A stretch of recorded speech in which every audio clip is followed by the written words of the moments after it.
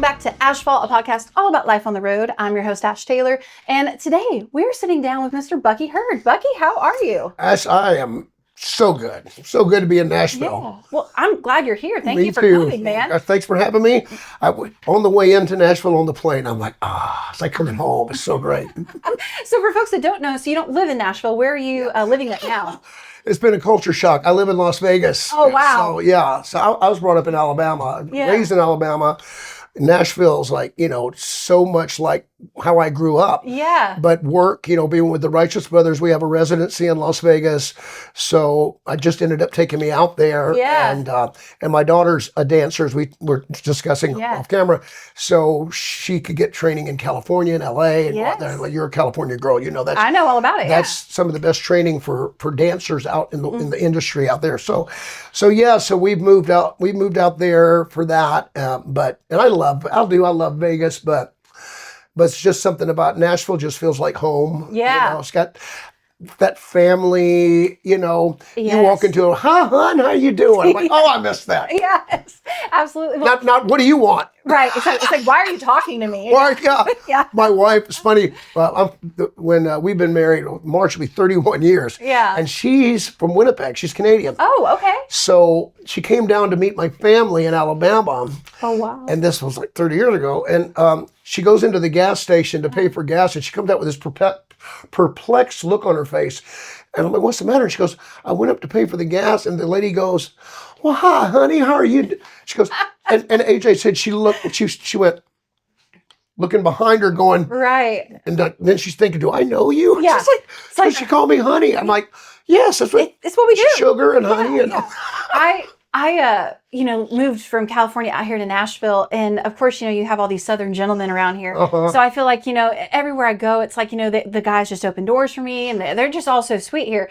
And I remember like being here for a few years, and then I went back to California, and it's like, I think I'm just so used to it, but I was eating glass the whole time in California because people just let the door shut on my face. And I'm like, oh. Well, they get even Vegas sometimes can be like I open like almost like they get offended, like if you open the door for yes. And I'm like, and they're looking at me like, or like at the Vegas airport, there'll be a lady there, like the TSA agent, and I'll say yes, ma'am, to her, right? Because I'm a Southern gentleman and I was raised that way, and she's like, she looked at me and said, I'm not a ma'am like that, and I said, I was just being respectful, Sorry if you're not a ma'am. Right. It's like, I'm just trying to be a nice guy. Just trying to be, Yeah, just trying to be a nice guy. Well, I have to say, you're a very nice guy, and we've already got to chat off camera. And we were done before we started. We really were. We were already best friends at this point. We're just hanging out. Yeah. Besties. But I am so excited to have you here on the podcast. So thank you for being here.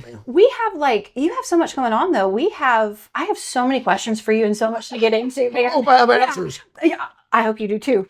No, I mean, seriously, this is really great. So for people that don't know you, just let's kind of tell them a little bit about you. So you just put out, for starters, an amazing record called Breathless. Great record. We're going to dive into that. Thank you. A lot of people, though, while you're a solo artist as well, they might not know that you're also half of the Righteous Brothers. Yeah. So, I mean, very cool, man. I mean, that's a legendary big act to be a part of. It's been a blessing. Yeah, and you're a powerhouse vocalist. You're a nice guy, and thank you. I'm just very honored to have you here today. So, I would love for you to dive in. So, let's go back before we dive into present day stuff and your story. Let's start at the beginning. So, what was it like growing up in Alabama? How did you get into music?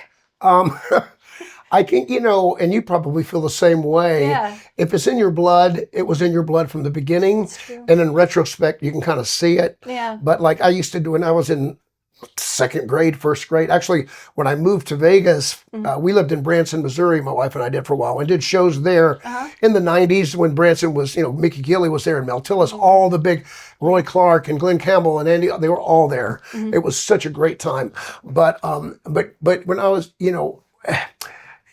being in Alabama and it's Southern rock and roll, and I grew up in the gospel church, so I was singing at a very young age in church. But when I moved to Vegas, I found it had a box. My mom saved everything, like all my report cards and all that stuff. And I just started looking through some of the stuff, and there was a report card from second grade. My second grade teacher, Miss Crocker, wrote on the back, "We really love Bucky entertaining us at show and tell." And I remember I would sing for the class. And I remember I went to see the Aristocats. Yeah, yeah. And the song O'Malley the Alley Cat, I sang for a show and tell, and my mom made me a cat outfit. Oh my gosh. I'm surprised I didn't get beat up. but back that young, I was singing and making up, doing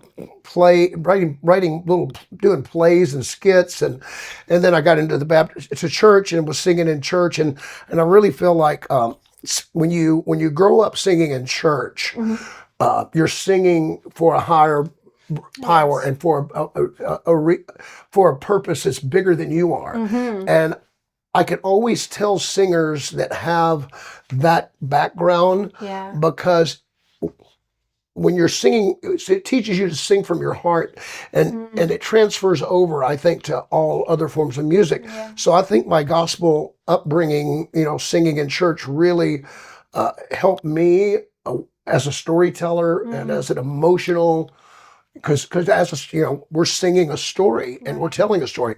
So, that was kind of the beginning of it all, was, my little First Baptist church in Dadeville, Alabama. I love that. That's where I grew up singing, and that's when I kind of knew, that's when I had the first hint that I was bit. By the bug. Right. We talk about. You don't have a choice. You don't choose the business. It really chooses you. Yeah. And if you don't love it with every ounce of your being and believe in yourself, it'll chew you up and spit you out.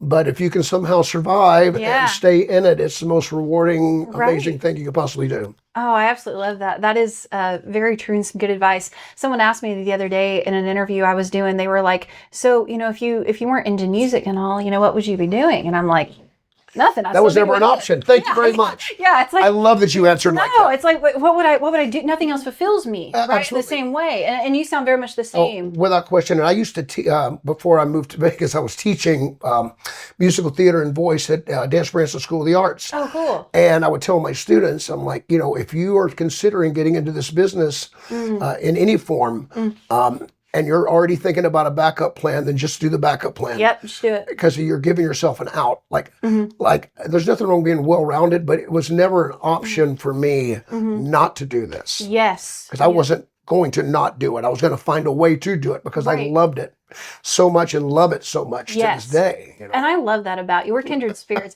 When I moved to town, I actually lived in the backseat of my car for 6 months. See? I mean, You've got to be willing to do that. Yes. You have to. And love music more than you hate that. Yes. It's like when my first band in the 80s, we would come into a hotel and we would all duck down and we would be 6 of us in a hotel room. Yeah. We would take turns sleeping on the bed, and then the rest of us would sleep on the floor. Yeah. And with a sleeping bag. I'm like, and give up show business? Right. It's like these are the good old days. I love that. So I would love to know, what were some of the artists that you listened to growing up that inspired you, and was one of those artists the Righteous Brothers by chance? Yeah, well, my mom at my 9th birthday bought me the Rock and Roll Heaven. Nice. That was my first introduction to the Righteous Brothers. And my mom introduced me. Her and Elvis had the same birthday. So she introduced me to Elvis. And my very first album that I ever got was Chuck Berry's Greatest Hits. Wow. So I'm listening to, Oh, Maybelline, Why Can't You Be True? And Johnny Be Good. And Memphis, Tennessee, and all those great songs of Chuck Berry. I'm like, that's rock and roll. Yeah. And then I got into the Righteous Brothers after that. And then, of course, Elvis. And then my parents were big fans of they grew up in the 50s. So I was listening to the Coasters and the Temptations and the Platters and all those great soulful R&B voices from that time. Yeah. So I grew up with all that, and then I remember in 6th grade, mostly what I listened to was oldies, and we had a teacher, Miss Walden, that would let us on Fridays we could bring in our 45 records. Oh, wow. And she would have a record player, and we would take turns, and we would just go down each aisle, and every kid would go up and play their 45. And then the next Friday, if you didn't get to play yours, it started with the last person. And a friend of mine, I'm still friends with, we went to kindergarten together, Chris Caldwell, if you're out there. Nice. He brought in a Calling Dr. Love by Kiss. Oh, wow. And I went, what is this music? They got makeup on and they're blowing fire and spinning, and so that got me into the 70s, thrashing lead guitar like Kiss, and then Journey and Leonard Skinner and you know, the Allman Brothers, and then I got into that Southern rock thing, and then somewhere along the line I fell in love with theater and started doing that. A lot of community theater, and then I went on. So yeah, I just remember at a young age just being very hungry to experience different styles of music, to try to just learn as much about it as I could, because I knew it made me feel good, and I knew that I could use it to make other people feel good. Yeah. So that was the draw for me, I think. I absolutely love that. So you really have been involved in music for a very long time. You, sir, are a true road warrior. I have been on the ASH-PHALT. Oh, I can't even imagine how many miles you've done. Oh, gosh. So do you have any idea, like, how many shows? Do you have any idea how many shows you played in your entire life? I wouldn't even have a clue of how, because I mean, in Branson alone, with doing shows there, we had a pretty rigorous show schedule. So for 12 years, one of the shows I was in, we did show 6 days a week, 3 and 8 o'clock. Wow. And then I had 2 bands that would play Friday and Saturday after hours, and I was teaching voice in between. Oh my gosh. So it's like I would leave in the morning, but it was so fulfilling, because I would teach lessons in the morning, and I would do a show at 3 o'clock. Yeah. And then I would go back to the studio between 5 and 7 and teach voice.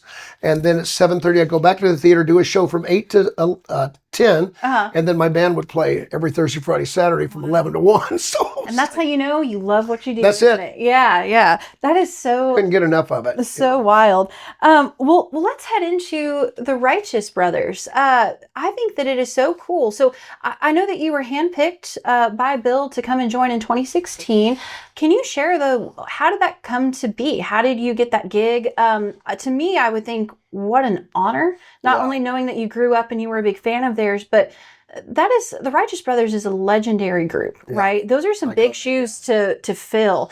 And I think that clearly speaks to your talent and your ability to just be a powerhouse vocalist and do what you do. So how did all that come to be? What was it like getting that phone call of, hey, we'd like you to, come join? Yeah. Well, it was terrifying. I mean, you can imagine. It's like when you're stepping into something like that. Of course, I mean, I've done tribute shows my whole life. My 80s band, I try to sound like the artist. And then I ended up doing some tribute bands back in like 2015, right before I met Bill. And actually, one of the tribute bands is what got me the gig. I was so Bill came into Branson in 2008 with Paul Revere and the Raiders. And Dick Clark's American Bandstand Theater was there. And so Bill was performing there. And he would come. I had a big 10-piece horn band that played every Saturday night. For 22 years, we were called the Horn Dogs, DAWGS. As a matter of fact, my daughter in 3rd grade, they were going around the room asking the kids what their fathers did for a living. And thank God her teacher would come out to hear us, so she knew. My daughter said, "What's your dad do?" My daughter stood up and said, "My dad's a horn dog." So she couldn't wait. The teacher couldn't wait to tell me. But Bill would come sit in with us, and we would have the Gatlin brothers would be in town doing shows, and they would come sit in with us, or Gilly would come sit in, or Mo Bandy, and all these singers would come jump up on stage with us. We were the Saturday night hang. And so I got to know Bill a little bit that way, but that was in 2008, 2009, and then we continued to be friends. Well, right around 2015, my buddy opened a small theater called the Tribute Theater, and he asked me to come front a Creedence Clearwater Revival show twice a week, and a Journey show twice a week. And I hadn't seen Bill in a while, and a mutual friend of ours was getting married, and he said, "Well, what are you doing these days? You're not." I wasn't at the other show I was doing. I said, "Well, I'm doing this tribute to Journey," and he goes, "Well," like real indignant, "You do Journey?" I'm like, "Well," and we happen to have a show the next day on Sunday, a matinee, and I said, "Well, we have a show tomorrow. Why don't you come see for yourself?" Didn't ever think he would come, and he showed up 5 minutes before the curtain. Said, "I'm probably only going to hear 1 or 2 songs and leave." Come to find out, he had dinner with that friend of ours. And he told him, he said, "I just don't hear Bucky doing Journey. I just can't believe he can do that. I just don't hear it." So I said, "Let me get this straight. You came because you thought I was going to fail." And he goes, and he didn't even mince words. He goes, "Yes." He goes, "What do singers like more than to see another singer die on stage?" He goes, "I thought you were going to die." And he stayed for the whole first half, and he came back the next day and saw the Creedence show, and that got the ball rolling. And Wow. I went to his house, and we sat around the piano and recorded ourselves singing "Lovin' Feelin'" and "Unchained Melody" and some of the hits, and sent it to his management, our management now. And we got offered 3 months in Las Vegas. Wow. That was it. We weren't sure. He said, "I can't guarantee you anything past that," and we just started our 11th year together. Wow. So, yeah. So I always say Journey got me my gig. Yeah. Singing Steve Perry got me my gig. You know? Wow. I mean, yeah. I mean, when I think of Journey, I mean, just the Steve Perry and his vocals and just being able to do that, it's so impressive. You're very widely talented, though, as a vocalist, from CCR to Journey. I mean, that's just crazy. Was all that upbringing, you grow up, I'm looking around the room and seeing your influences, Yeah. That's, you learn a little bit from these singers that you love, and you take a little, like we're talking about, your soul casserole. Right. You take a little bit of each of them. Yeah. And that becomes you're special, so a little bit of Kiss, a little bit of Chuck Berry, a little bit of Journey, a little bit of CCR, and you get Bucky Heard, Sounds like a great combo to me. I'm on here. This works, Yeah. So it sounds like, like you said, when you guys, you and Bill started doing this, then it was supposed to be only for 3 months. Yeah. Now it's turned into 11 years. I'm assuming you guys have gotten to become very good friends. Yeah, he's like a brother, a dad. He and I have been there for each other. Like he lost his sweet wife during COVID to Parkinson's, and then I lost my dad about a year and a half later to dementia and all that, which is horrible. Yeah. And we were both there for each other. That really, really, we were already close, but that really bonded us. And we, last year we did 30 shows in Vegas and about 60 road shows all over the country. We went to Europe. We did shows in Greece and Sicily and Malta, and which was cool, and so we've done a lot together, but, I'm a huge football fan. Like during football season, we'll go up into San Bernardino Mountains, up to Idlewild. I don't know if you've ever been there. Yeah. And we'll just spend a weekend in a cabin watching football, just hanging out. And, but yeah, he's an amazing human being. He does so many good things for people and doesn't want any credit, doesn't want anybody to know, gives to charities but he's just, anybody out there that's wondering, that's been a fan of his and the Righteous Brothers, he is the real deal. Wow. He sounds like it. He is the real deal. He really sounds like it. He changed my life, that's for sure. Yeah. So the Righteous Brothers, clearly you listened to their music growing up. It sounds like you have become friends with one of your heroes, right? Essentially, you and Bill. So when you're on stage, together and night after night, you're singing these iconic songs together and all of that. Is there ever a moment in your 11 years of doing this that, basically you just stop and the legacy of the Righteous Brothers kind of hits you? Like it just really hits you, like what you are now a part of and that legacy and their impact. Has there ever been a time that's just hit you on stage where you're like, wow? When I first started, I took a lot of scrutiny. A lot of people were... who does this guy think he is? Yeah. They were loyal to the original Righteous Brothers. And Bill did it for 13 years by himself, just Bill Badley of the Righteous Brothers, because he wasn't interested in finding another partner. And I feel like God just kind of put us together. He goes, when I walked in and saw you, I was not even considering it. When I heard you sing, he knew we liked each other, because when you take this on, it's not just about the music. We're, like you just mentioned in the last question, we're joined at the hip. Right. We're a comic team on stage. We got to know we got each other's back. Yes. We got to know we like each other, because we're going to be on the road, as you know. You've got to like the people you're on the road with, or you'll go crazy. Yes. So it was just a perfect storm. I mean, even down to, like, my favorite two shows on the planet are his two favorite shows, which is weird. Like Andy Griffith.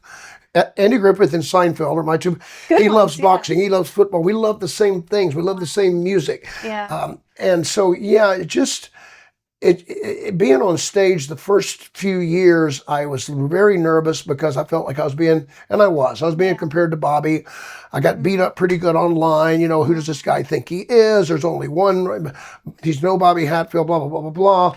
And now 10 years later, if somebody says something, 50 people jump to my defense, Yeah. But every night, every night when we get to You've Lost That Love and Feeling, you know, we close with that every night. Yeah. And I just look up, both my parents are gone, and I just look up at the lights and just say, and I just take it in every single night. I just take it in. I'm like, God, thank you for allowing me to carry on this legacy, for giving me that responsibility, and for being able to keep the music alive. Yes. Yeah. Because when we do certain, like Soul and Inspiration, one of their big hits, we do that about the third song in, and Bill says, "Girl, I can't let you do this."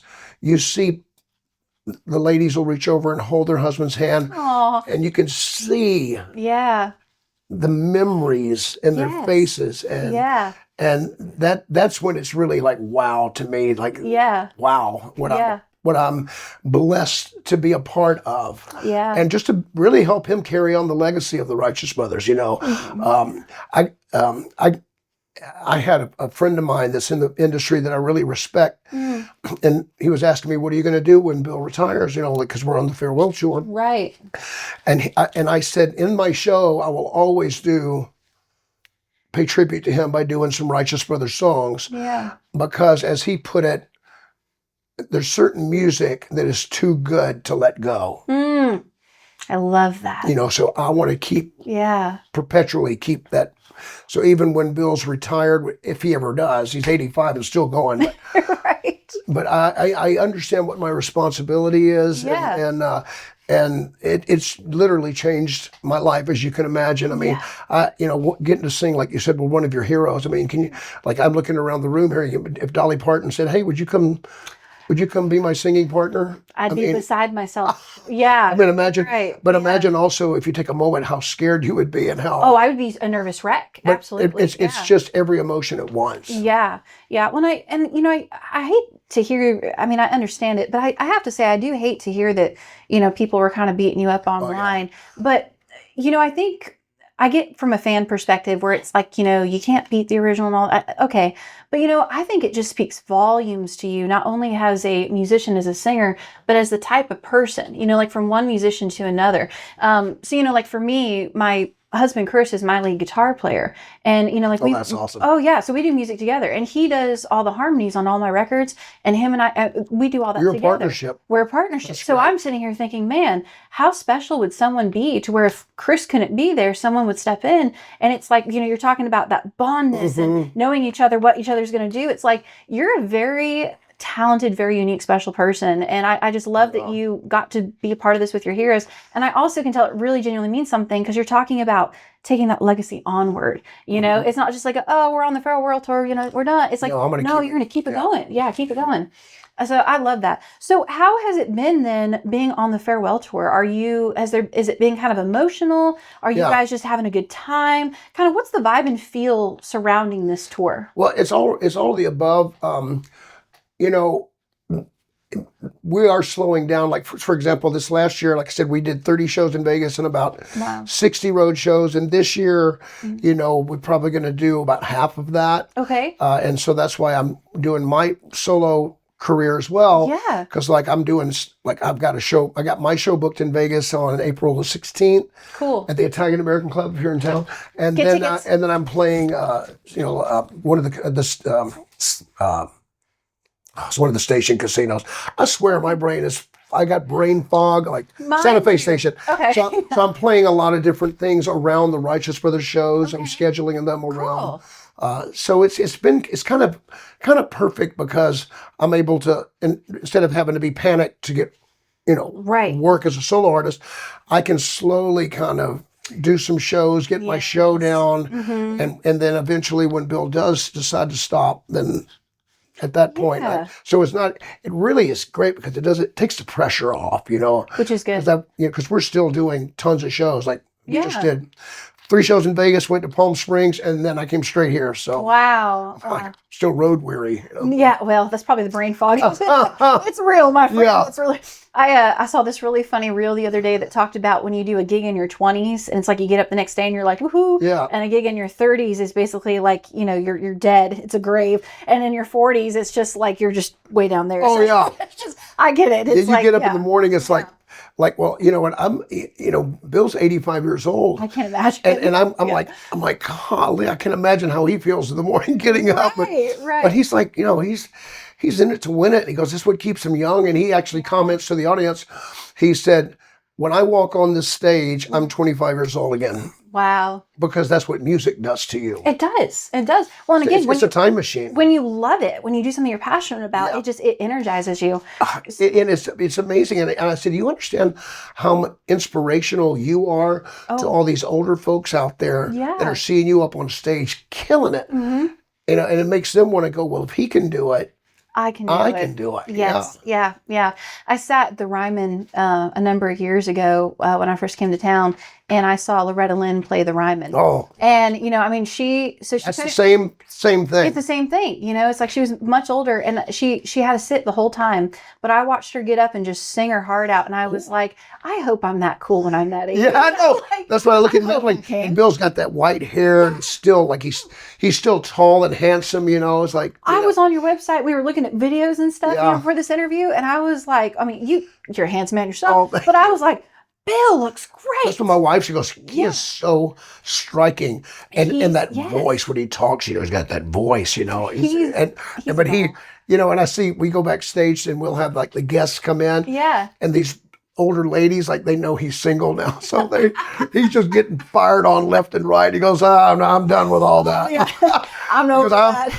I'm way too old and independent to get tied into somebody. Yeah. It's too much work. Too much work. Yeah. That's why he looks so good. He doesn't have a lot of stress. No, he has no stress. Yeah. He gets up in the morning. He gets up at noon, and then we're on the road. He gets up at noon. We get up. I tell him, call me when you get up. So whatever town we're in. Yeah. Sometimes I don't even know what town we're in. You know how that is. Yeah. You don't know what day it is. You don't know what town you're in. You don't know what time it is. You don't know nothing. And so we meet downstairs in the lobby. At usually 11:30 is when he gets up. Yeah. And then I'll find a local cool little breakfast place, Oh, nice. And we'll Uber and have breakfast. Aww. And then we'll go back, and then I'll start doing my pre-show stuff, and get ready for the show. But I told Bill, I said, and this is when I realized I have the coolest job in the world. Right. Is we're finishing breakfast, which is at noon. And if we can't find a cool little breakfast place, we'll go to Cracker Barrel. As you should. Cracker Barrel or IHOP, But we'll finish breakfast, and then we're sitting there and we're having coffee, getting ready to leave, and I'll go, I said, I've just realized I have the best job in the world because I just had breakfast at noon, and I'm already thinking about a nap. Yeah.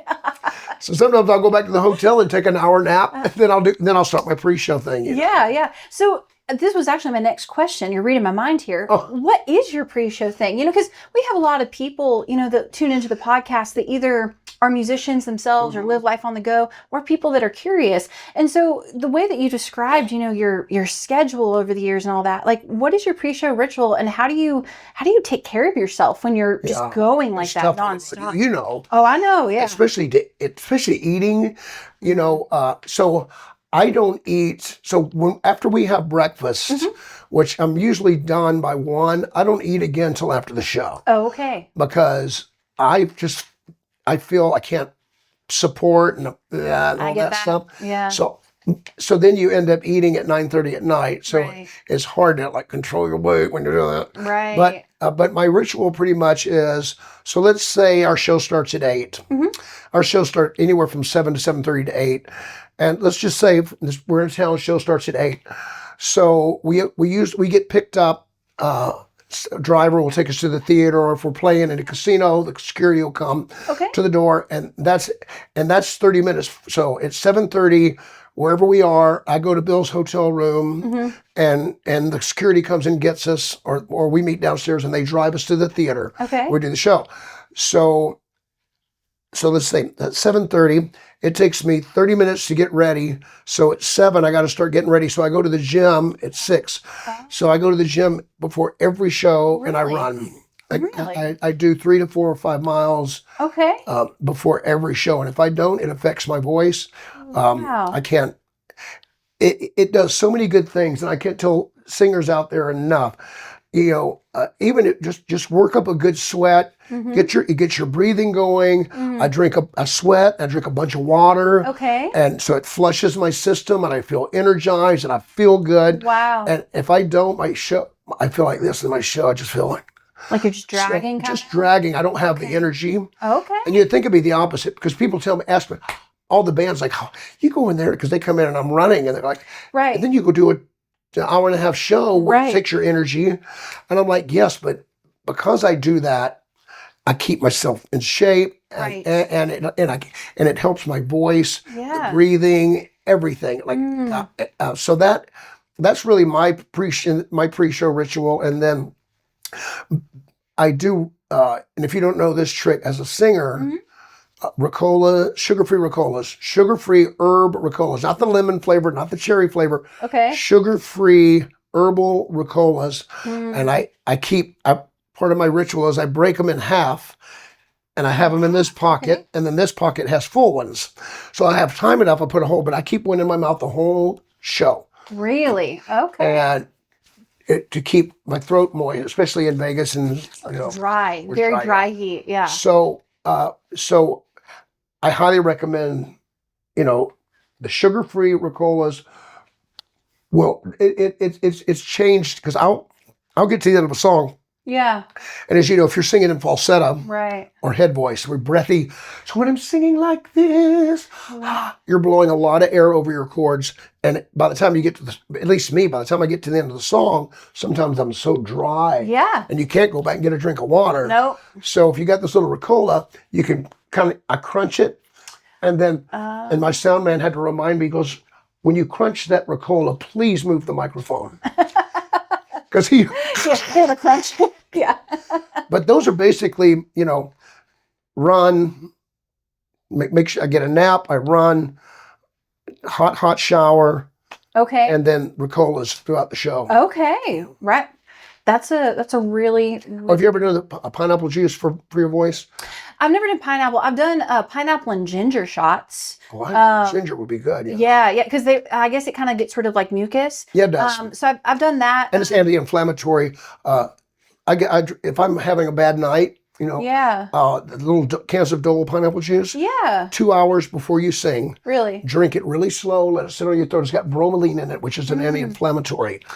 Very cool. And it also removes mucus. But wow. But I've had nights where I'm like, and all of us, it's amazing. Wow. Honest to goodness, put that in your little. I'm going to put it in my notes. Honestly, I mean, you got to do it 2 hours before. It's like, okay. Because I tried it right before, and sugar's not good to sing on. Right, not good. But it's like it's got to give it like an aspirin. You got to give it time to work. So about an hour and a half before the show, really I sip on that and I'll let it sit on my throat, and it all of a sudden it just opens it up. It's amazing. Wow, this is really, really good advice, by the way. You're getting Ricolas and pineapple juice. Yeah, I live off of the Ricolas like 20%. Oh, you do as well. Oh, totally. Yeah, Ricolas is a thing. You see, yeah. Yeah, and so I love though that you're talking about running. So I've heard that. Now, question for you. So you clearly run, and then, you said you take the shower and all that.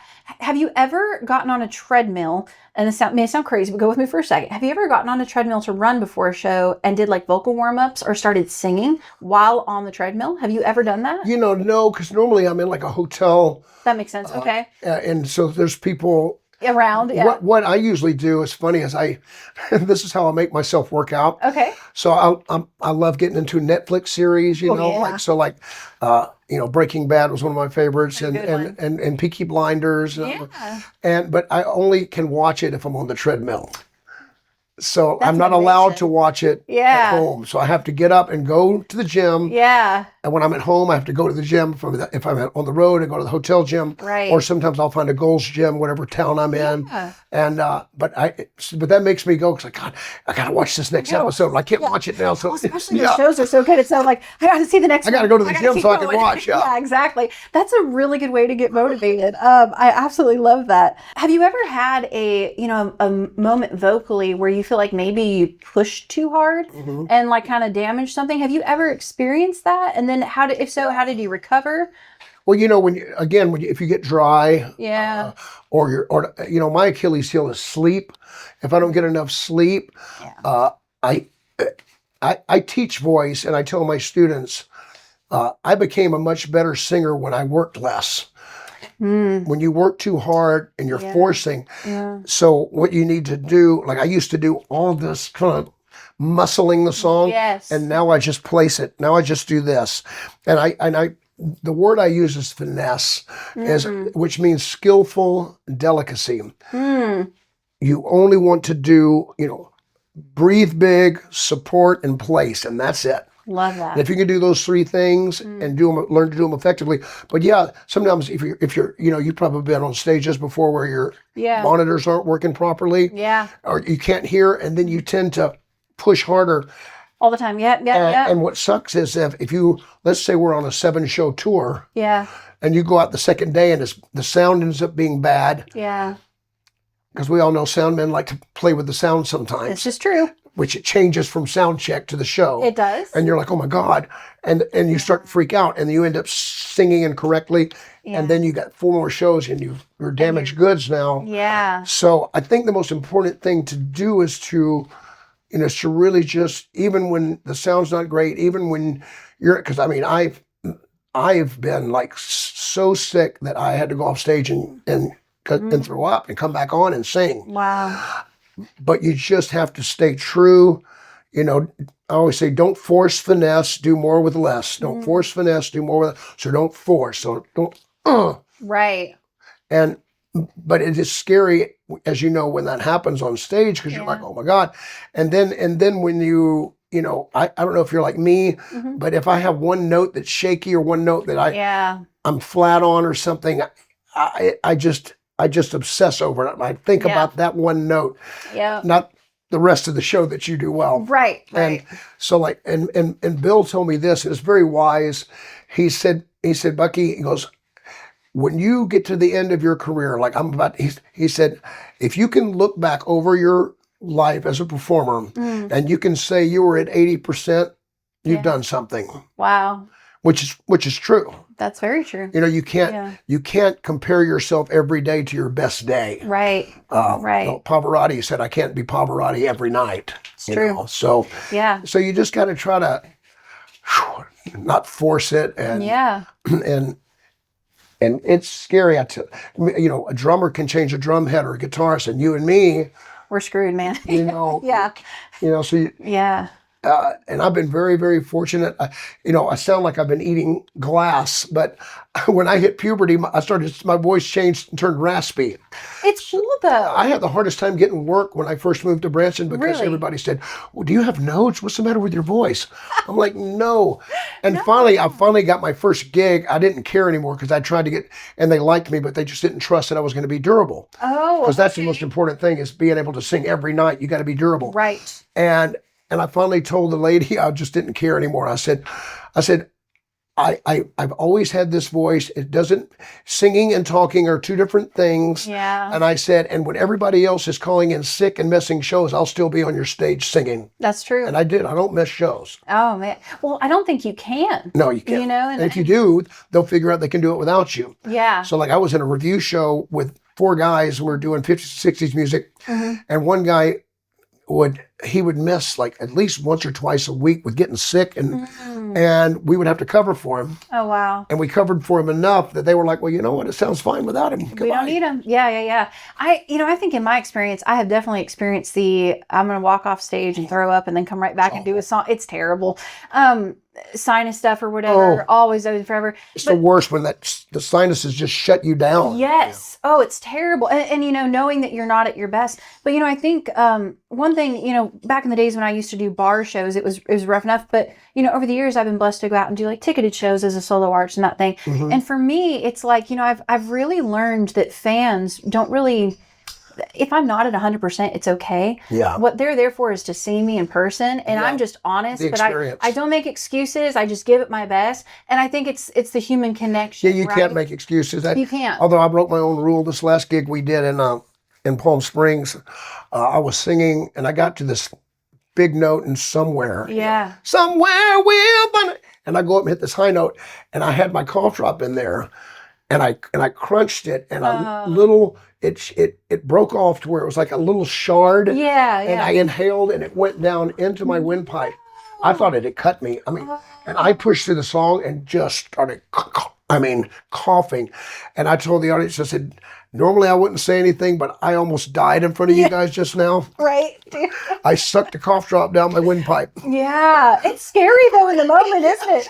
I thought I was going to die. Yeah. Like, what just happened? We were playing an outdoor festival this past summer, and I don't know why, but I guess I just opened my mouth real big, but I had a bug. Oh, no, you didn't. I mean, just straight down right before like one of the bigger notes in the chorus. I mean, it went, whoo, and so it's like I've never had that happen. Oh, my God. Yeah, I'm like I'm dying, and so Chris is looking at me like, what the hell are you doing? Like, and I think I'm gonna die, and so then it's like I keep trying to clear my throat, and I think I got it, and I think I got, but I'm playing guitar at the same time, so I'm like, you can still feel it there. Dude, I'm trying, wiggling around. Yeah, and so then I go for the second verse. I think I got it. I didn't have it, Bucky. It would have been funny if it had gone, yeah, just flew out. Just right out. I shot. Before I learned the Ricola trick. Yeah. I would chew gum to keep moist. Yeah. I'd put a piece of gum back there and I would chew it. That's smart. But then you're chewing and it's but I was chewing. I had the gum back there and a similar thing happened. I inhaled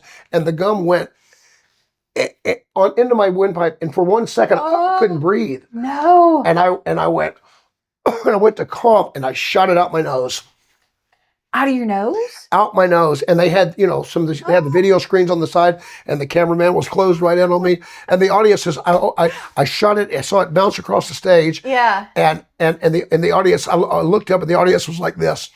Man, that's how you go viral nowadays. Yeah, and the guitarist saw me and he goes, I hope you guys understand that Buck almost died for you people. That was only the second time. This just the other day with the cough drop was the only second time that's happened to me. Isn't that crazy? Oh, it's scary too. You're like, nothing you can do about it. You feel it like cut off. Have you ever been singing?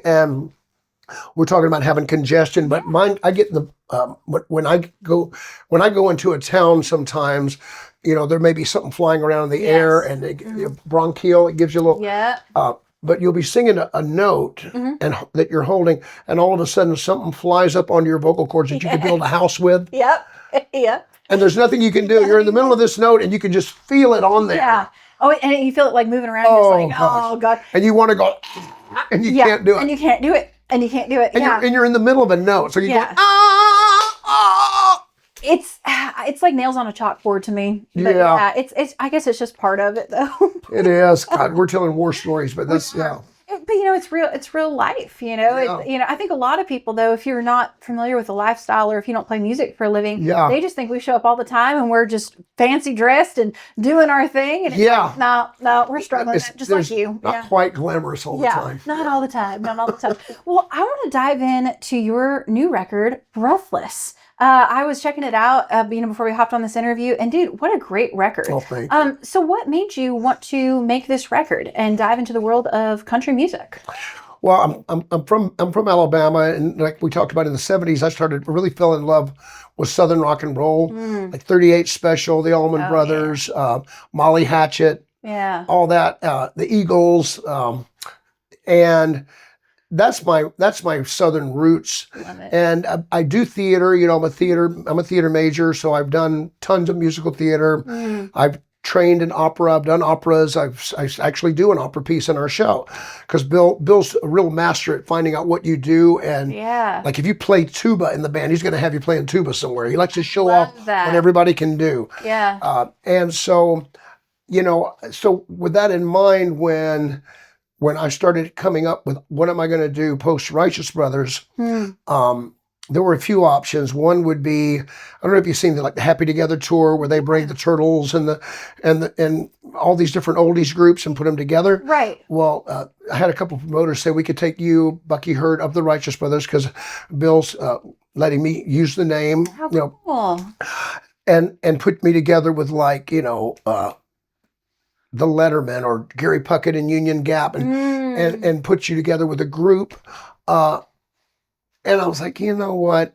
I want to give myself one more shot as a solo artist. I feel like even as an older artist, I'm not 20 years old, right? But I got a lot of years of experience, and I know how to work a stage, and I know how to handle myself on the road. I'm past all the fun party stuff. Yeah. So I feel like I can deliver the best show. I'm a better singer than I've ever been right now. I'm the best. I'm singing better than I ever have because it ain't about the party. It's about the show now. Right. And about bringing my best to those audience members. Yes. Every one of them deserve me to be my best. And so I take care of myself so that I can do the best possible for them. Yes. And I said I wanted to pick songs and I wanted to lean into my country roots on this album. But when we started getting pitched a bunch of songs, I co-wrote one song on the album. Okay. And the rest I got from some of the best Nashville writers. Like when I initially was like, oh, I'm going to write 2 or 3 songs on this album. And then I started getting songs from Ken Blasey and Marv Green, who wrote, Maybe I'm Amazed by You. You're getting songs from these writers that are like writers. And and I just fell in love with so many of them. But I told the people that was helping me find these songs, I said, song pluggers, I'm like, I don't want to sing about partying.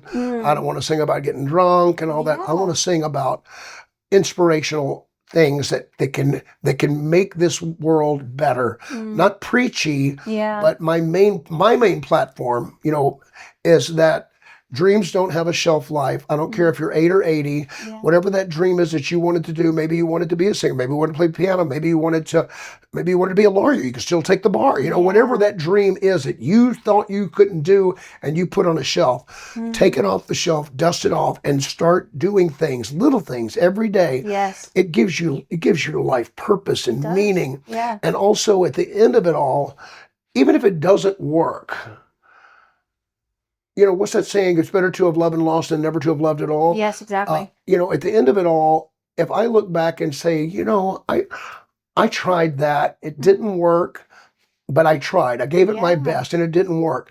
I can live with that. Right. People can live with that. Yeah. What I can't live with was, what if I had tried that?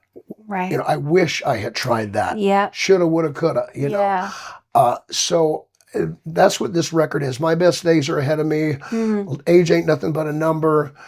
When we're done with this life, you want to be able to say that you've done everything that you ever wanted to do. You tried, you lived life. Yes. And you didn't miss the little things, like family reunions and spending time with friends and going, even the small things, because that's what you'll remember at the end. It's not how much money you made. It's not all the big things. No. It's the little moments, that are the special moments in life, and so I'm hoping that this record, when people listen to it, it's an encouraging album. All the songs have purposeful meanings, and they were chosen specifically for that. So. I love it. To me, that everything that you just said, it comes so through though on that record. Oh, I listened from start to finish, and I was like you said, I mean, just your platform and the positivity. I love that because I think we need that. And I think, gosh, especially now in the taste climate. Well, and so many people act like when they get to a certain age, like it's just all over, and it's like no, it's like like you said, chase your dreams and do your thing. Age is nothing but a number. That's it. It's really not. That's what at my shows I have my merchandise has my Bucky Heard logo on the back, but it's age ain't nothing but a number. Yeah. And people love it. Like, we did our last show in Vegas last week, and I had done my solo show, and I had a few of those hats left over, and I thought I'm going to bring them in just to see. And Diane, our merch lady, said they as soon as I sat them down, they sold, because people, which is, I mean, it's nice to sell merch, but way past that, people want to wear that because they want to be reminded of that. Right. They want to remind other people. Yeah. So that somebody sees that, if somebody walks by and says, age ain't nothing but a number. Wow, maybe that'll spark them to chase that dream or to whatever it is that gives you life. Yeah, totally. So that's kind of what I really wanted the album to be, an encouraging, uplifting, but mainly just to tell people that it ain't over till it's over. Yeah. And you're not too old, and you can take that dream off the shelf, dust it off, and start moving towards it today. Absolutely. And it'll give you such purpose. Yeah, absolutely. Well, you need purpose to live. I absolutely love that. So there's so many great songs on this record. Is there one that when you first heard it, it just like immediately just stood out to you where you were like, that needs to be on this? Yeah. There's a song called A Little Less Beautiful. I love that one. Yeah. You know, that was one of the first demos I got, and I played it for Bill and a couple of other people in the industry. I said, "Is it just me?" Or they go, "No, that song is special." And what's funny about it is, you know, my wife and I in March will be married 31 years. Congrats. And so it's crazy. Yeah, she's put up with me that long. So I've always, you know, I tell a joke in my show.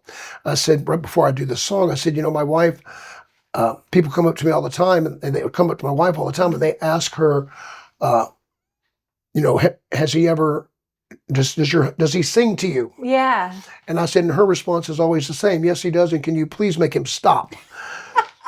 But then they asked me, has he ever written a song for you? And I have never been able to put in words how I feel about her. Yeah. You know, I'll write it and it just sounds contrived. So when I got that song A Little Less Beautiful, I just had tears when I said, it said everything that I ever wanted to say. Like, you're a little less beautiful, not quite as incredible as you in the morning, my t-shirt on, your hair messed up, girl, everything else just pales in comparison. Wow. You know, in the morning when she's got my, you know, it's just, and it just spoke right to my heart.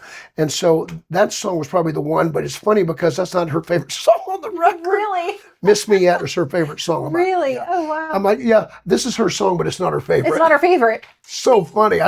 There's always the next record, Bucky. Yeah, I guess so. I'm like, but this is her song. Yeah, like, she goes, yeah, but I like Miss Me Yet. Yeah. You're like, come on. I think that is so crazy. And you also you mentioned the incredible list of songwriters. I was reading all who's on. You mentioned it's nuts. Kent Blasey, who I've actually met several times, incredibly. Basically, for people listening, you know, anything Garth Brooks pretty much ever did. I mean, just it goes on and on. Marv Green. You just have a list of incredible. Yeah, that's why I'm like, well, I guess I'm not writing any of these songs. I mean, I'm getting songs from these guys. Well, Jordan Rayner. Do you know Jordan? So Jordan is actually, I do know Jordan. She is actually going to be our next guest after you on this podcast. She wrote Empty. Yeah. On the album, wow. The one I was telling you about Go to the Grave Empty. Yeah. She wrote that one, and it sat on the shelf. She said for 10 years. Her friend's mom, I think, had passed away, and she went to the funeral, and the pastor, when he was dismissing the congregation, he said, "Give life all you have and go to the grave empty." And she wrote the song on the way home, and nobody ever sang it or used it, and I heard it and just went, I want that song. It's my favorite song to sing live on the record. Really? Yeah. Wow. My producer, Bob Bullock, brought in a string section. He's a big Beatles fan. Yeah. So you know when Yesterday by the Beatles, when he goes, yesterday, suddenly those cello comes in. Yes. But half the man I used to be. And those strings come in. And so it's kind of reminiscent of a Beatles kind of song. Wow. But Jordan, for those of you who don't know, she was on The Voice 2023. Yep. She was top 9, I think. Yeah, Team Reba. Team Reba, yeah. Yeah. And she's the girl. She's a woman in black, man. She is. She's a feisty one. She and I've gotten to be friends. And she said, "Thank you for doing this song." And, and she's been real supportive. You know, she and I are going to probably try to co-write something together. I just think she's so soulful. And she's been one of my favorite artists that I follow out of Nashville. So wow. She's great. Well, that's awesome. Yeah, I'm looking forward to getting to sit down and talk with her. And she's great. She seems like just an incredible person. So we've never actually. You just remind her that, tell her Bucky told me to tell you again, thank you for Empty. Yeah, I will. Yeah, I will. Oh, I love that my current guest knows my next guest. This is going to be just a great crossover, guys. Yeah. No, but Nashville is it really is a small town, I feel like. And I feel like the community here is just incredible, and everyone is just so nice. We were talking about that earlier. You got the Southern hospitality. Family. We all know each other. We all, support each other. There's no pretentiousness here. No. I loved it. When last time I was here, I went to the local. Oh, yeah. Terry Joe Box? I do. Terry Joe and I wrote, and Patrick Savage. Three of us wrote It Is What It Is Till It Ain't on the record. Oh, that's awesome. And Terry Joe invited me to go to the local for the freak show. Yeah. So I sat up there, and I just love that everybody's in baseball caps and and t-shirts and boots and there's no like in Vegas, and I'm not putting Vegas down. I love Vegas. I love my Vegas family, but everybody's in suits and sparkly jackets and all a lot of fanfare. Yeah. But Nashville isn't about any of this. It's just about the music. Yes. And the song and how you deliver it. And you don't have to be all glammed up there in a t-shirt and you're telling a story, and it's just soulful. It's very soulful, and it's and I feel like no one really. That's what I love about it. There's nothing like it in the world. There's really not. I'm so used to being in a. Well, for the Righteous Brother, we're in a suit and a tie and the whole thing. Yeah. And then I came in to do the local, and like even tomorrow when I'm singing at 3rd and Lindsley tomorrow. Oh, cool. I bought my black leather jacket with a black V-neck t-shirt, some jeans and boots. You're dressed up. Yeah, that's dressed up. Yeah. Yeah. So when I moved to town, I kid in Bakersfield, I sell everything I own, never saw Nashville. I come out here and I sleep in my car. And when I moved to town, part of the reason why I decided to up and leave is I was actually an intern for a guy named Clay Mills, hit songwriter here in town. And he wrote Don't Think I Don't Think About It by Darius Rucker and Beautiful Mess by Diamond Rio and all these great songs. And so I was his intern at this company. And I was in town maybe 3 days. And Clay was doing this online workshop and about songwriting. And Danny Myrick was the guest. And, I went to audio school back in California, and that's how I got into music. And so, I was like wrapping cables and I was making coffee, and it's like, they didn't want you in the room. Wrapping cables. Oh, dude, I got pretty good at it. You guys go take it away from me. I start rolling it on my arm and go, give me that. But I'm coming though from, California and the studios where it's like, don't look at me. You have to dress up. You have to do, and it was like, don't even whatever. And so I come out here to Nashville. I'm here 3 days. And, Danny Meyer, this was right when She's Country was like a song he wrote, Bridget Tatum, huge thing. And man, I was a nervous wreck, and I was like, okay, I can't look at this guy. I can't, whatever. And he was the first person that I felt like was up here, other than Clay or whatever, that literally, like, I walked in and I was like, I ain't going to look at this guy. And he was so nice to me that it stuck with me. And he's like, so you want to write songs? Let's do it. And I remember, he asked me, he was like, do you have a song? And so I played it for him, and he gave me probably just some of the best feedback I've ever gotten. Very kind, very encouraging, but like, here's what you're doing wrong, now fix it. Yeah. And I was like, oh, okay. But I mean, that you're just taking it in. That day though, whenever I see that's great.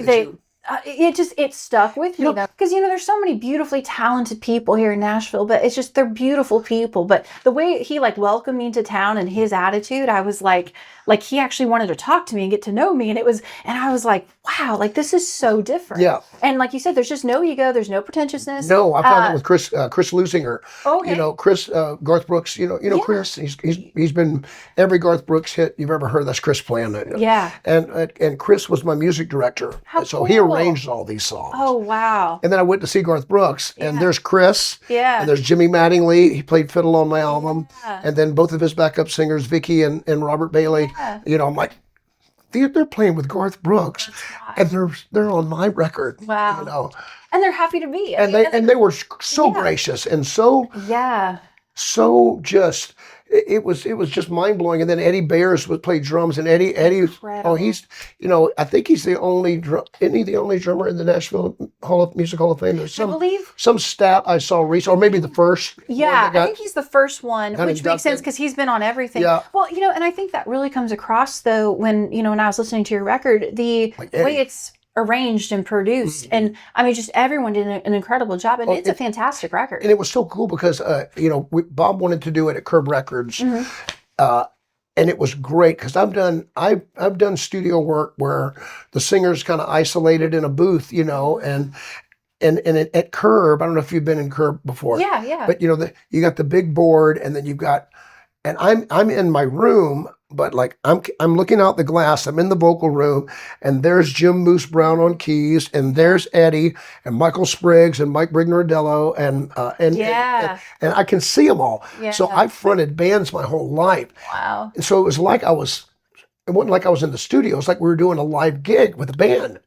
So I went in to sing my scratch vocals when we laid the rhythm tracks down, and I would say, then I went back in to correct some things. Yeah. I would say 80% of the album that you listen to, 80% of it was my scratch vocal. Wow. Because the energy, it was there. You can't go into a box and sing by yourself and have that same energy as when Eddie Bayers is over there killing those drums. Yeah. And you're singing, age ain't nothing. And he's, it's like the energy, you can't replace that emotion. No. So Bob, my producer, Bob he goes, yeah, man, I think we're going to keep most of the scratch the scratch vocal, Well, it's true when you're in a room with people like that. And you don't put pressure on yourself either when it's a scratch vocal. No. When you don't overthink it. Because you think, I'm going to be able to come back in and fix. Yeah. Yeah. And it ends up being like, and then you go in and try to fix and it doesn't quite hit the mark. Yeah. With songs that I write, I always, I get really giddy when I'm in there doing the scratch vocal. Cause I love to, I always say, I love to experiment, but when I sit and I write a song and it's me and my guitar, it's like, yeah, that's really cool. And I may think the song is great, but there's a reason why I hire a wonderful drummer or, you have producers or different people, but I'll be sitting there, doing my scratch vocal. And then I hear someone hit a guitar lick or play something and I go, ooh, like, oh no, it's 100%. the greatest feeling, right? 100%. Yeah. You're hearing it come to life and there's nothing like that energy in the room. Especially one that you've written, It's special. Like when it is what it is till it ain't, when we started working on that and Kenny Greenberg. Kenny Greenberg played, he was one of the lead guitarists, and he comes in with that. I just kind of explained to them, because there wasn't even a demo on this, because I wrote it and we didn't even record it. All I had was an acoustic version of Chris Lusinger playing it. And it comes in and I told him, I was explaining to him what I wanted the vibe to be of the song. Yeah. And I basically just told him it's like a Bob Seger, Creedence Clearwater Revival, gritty rock song. And so it comes on, it goes, and you hear this, I'm not like, wow. And then I'm like, yeah, grab that bull by the, and it just led me right into the lane. I love that. I love that. Well, it's an amazing record. So where can people go listen to it? Where can they check it out at? It's on all the streaming platforms, but if you're old school, my website is buckyheard.com, and I have those Age Ain't Nothing But a Number hats and have all kinds of cool merch and stuff, but I have vinyl albums. Oh, vinyl. And I have CDs, but because a lot of the Righteous Brothers age groups still have CD players. And also, I don't know if you're like me, but when you have the physical, I remember being a kid and having like an album like Hotel California by the Eagles, and just staring at the album cover for hours and hours while you're listening to the album. Yes. Like, so in my album, it has an insert, you pull it out and it's got pictures and stuff. Yeah. And it's like the whole experience. Yes. So in streaming, that's the one thing, streaming it's not the same. Doesn't do that. It's not the same. I mean, I know it's convenient. I know that, and we make nothing on streaming. Zero. Zero. I think for 2 years in streaming, I made $120. Oh wow, you wealthy man, you. I know. You make nothing. Lucky, but yeah. So if you want to go old school, I do have albums and I think that's so cool that you have CDs and vinyl and all that, because I agree there's nothing like holding the record. And since I was a kid, I've always wanted to hear my voice coming out of a record. Yeah. So when those albums came in, and I opened the box up and I only got 100 of them, and I put the needle on and I'm like, that's it. That's my voice coming out of an album. Yeah. That I've dreamed of since I was a kid. Nothing beats it. Nothing. So, plus there's like way better audio quality if you buy like a CD. Like it's actually like a cleaner, higher quality. So the record sounds better on CD. Did you hear that little, when you put that needle on? Yeah. I have a vinyl record player downstairs. Yeah. I put on a vinyl record every Sunday. It's good for you. It's my decompression. I love vinyl. There's nothing like it. Yeah. Me too. And I always, I would be in the studio and it's like I'm mixing a song or whatever and it sounds so good. And then I'm like, and then you upload it to Spotify and you're like, they squished it. I know, man. I know. I feel the same way. It's the same way. It's the same way.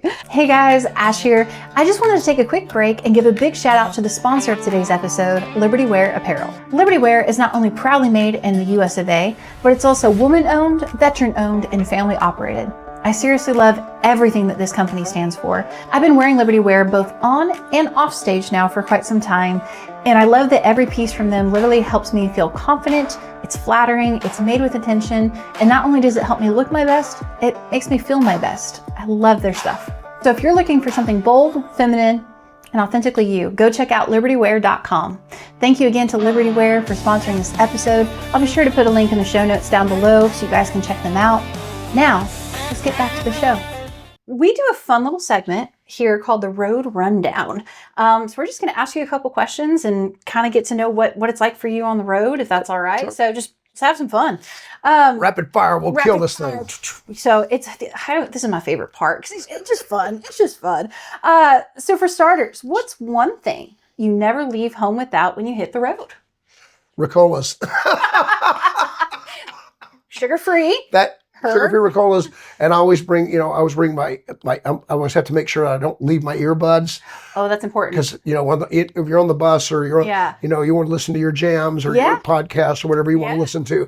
So, my Ricolas and my earbuds are the two things that I've got to make sure I have with me at all times. Necessities of life. Necessities of life. Absolutely. What's your go-to gas station snack or guilty pleasure stop? Burger King. Burger King, okay. Yeah, I got to have myself a Whopper every now and again. And when I first started with the Righteous Brothers, I was flying back and forth. So when we first started, I didn't uproot my family because I wasn't sure if it was going to work, blah, blah, blah. So we had shows Tuesday, Wednesday, Thursday. So I'd fly in on Monday, and then I'd do Tuesday, Wednesday, Thursday, and I'd fly back to Springfield, Missouri, get in my car and drive to Branson every week for like a year. That's insane. It was nuts. I would always stop because I was always the same time coming home. There was Nixa, Missouri is between Springfield and Branson. And I would always stop at the same Burger King every day, every Friday, usually about noon when I was getting in. Oh my gosh. And I would pull through the drive-thru and I'd order myself a Whopper combo with a great Powerade. And I guess the same little girl worked there every week at the same time, and she recognized my raspy voice. Aww. So I'd pull through and she goes, "Can I take your order?" Okay, yes. I'll have a Whopper combo, and she would come back with a great Powerade. I'm like, yes. How cute though. But yeah, Whoppers, and then I do love a Butterfinger. Oh yeah, man. Yeah. I do love a Butterfinger. Yeah. So I'll try not to eat too many of them, but those are my favorites. So sometimes though, when you're on the road, and you gotta have a little treat. Just a little treat. I call those little sweet treats. There we go. I'm like, we call it a little sneaky snack. Yeah, a little sneaky snack. Exactly. You gotta have them though. It's part of it. So do you ever get homesick when you're out on the road? I do. It's not as bad now that my daughter's out of the house. She lives in New York City, like we were talking about before the show.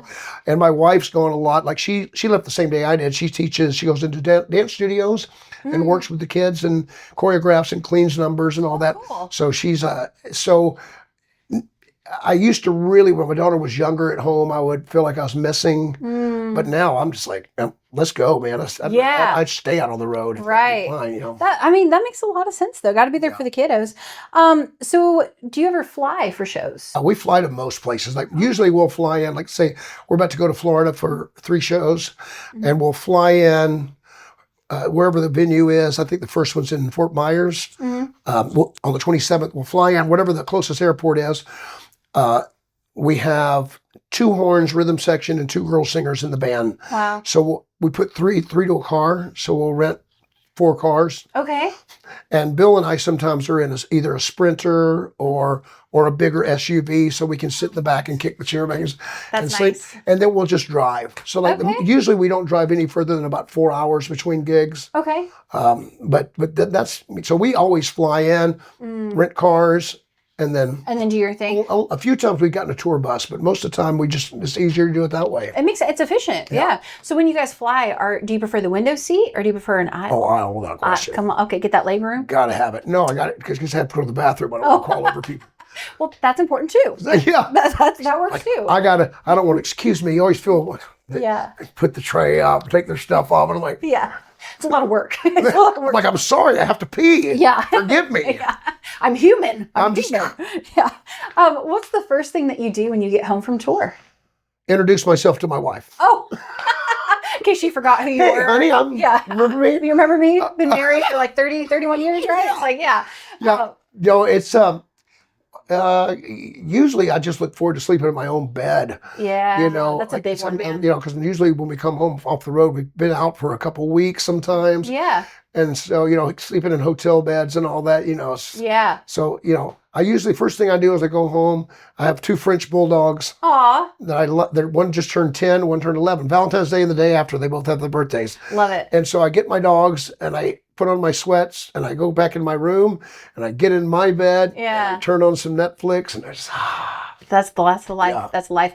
Well, Bucky, this has been an absolute treat. Thank you so much for coming here today to chat. This has been so great. People definitely need to go ahead, if they're watching this on whatever platform, like, share, subscribe, leave a comment. Be sure to head to buckyheard.com. Yep. Get your merch, check out the new music, and go see you on the road. Go see you at these shows, Yeah. whether Righteous Brothers or solo shows. Yeah, we produced 4 music videos, which are kind of cool. One of them, we on Ride the Lightning, we shot it at South Point, which is our home, where our theater is, where we have our residency in Vegas. It's at South Point, and that's where they have NFR. They have the big equestrian center, so all the rodeo stuff you see on TV is there. That is so cool. So we produced, we shot the Indian National Rodeo Finals, went and shot those and incorporated that into the video. So they're it's kind of cool. I kind of created my own little Western movie. I've always wanted to be, like, Tombstone's my favorite movie. So I've always wanted to be in a Western. Yeah. So you'll see my character in the videos kind of like Doc Holliday kind of. I love it. I love it. Well, y'all definitely be sure to check that out. And we will see you guys further on down the road next time. Bye, everybody.